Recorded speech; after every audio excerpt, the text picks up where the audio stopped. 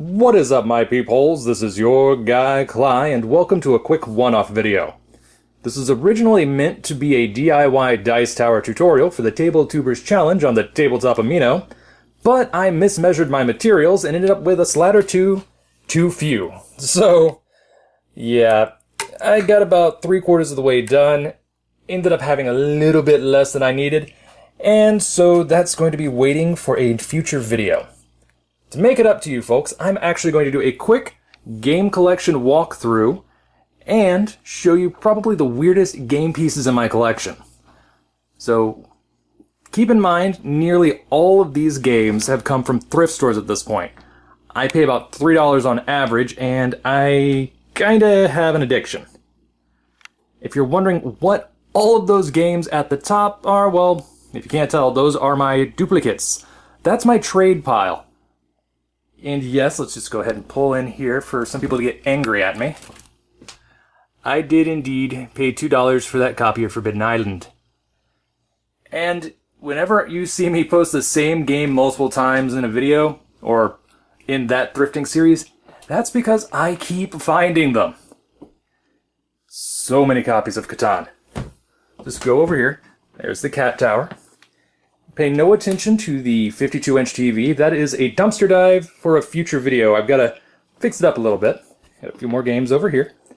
I'm strategically positioning the camera simply because still unpacking from moving, and I don't want you to see all of the insane amounts of clutter.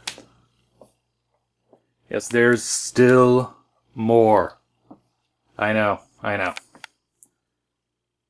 My dumpster dived dragon head and dumpster dive wizard staff. The cart of mini projects. Got a little light experiment going on there. A lot of my smalls. So many copies of Flux. I can't wait to hang those swords on the wall. Once again, those are thrifted. And this one's going to be silly. Over here, let's just try to move slowly so the camera can keep up. At the very top, almost there, I've got the Tower of Munchkin. I keep buying Munchkin specifically because there's always a chance I will find expansions, and I have in the past. Now let's do a quick jump cut to show you the weirdest game pieces in my collection.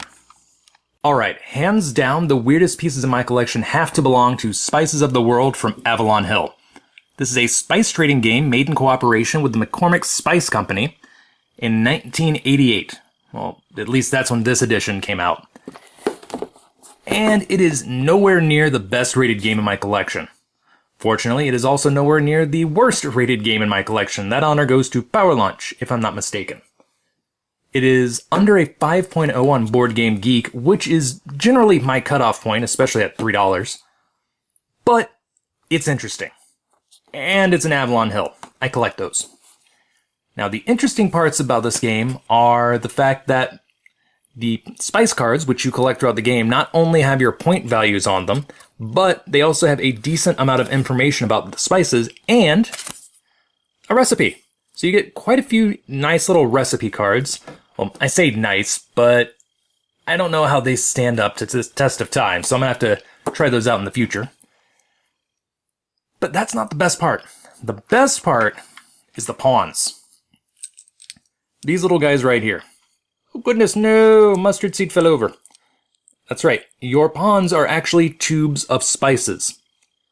Now, they're nothing more than clear little tubes with spices from the 80s that have been capped with stickers. So, the fact that these are still the original spices is very impressive, especially with Paprika here because he keeps trying to eject. I'm really going to need to put some sellotape on the bottom to fix that. And the neat part is this is the only game that I know of where you can play as literal dillweed.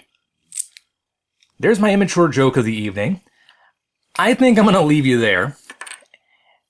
I will have more content coming soon now that the move is pretty much over. Just have to unpack. And with that, until next time, this is your guy, Cly, signing off.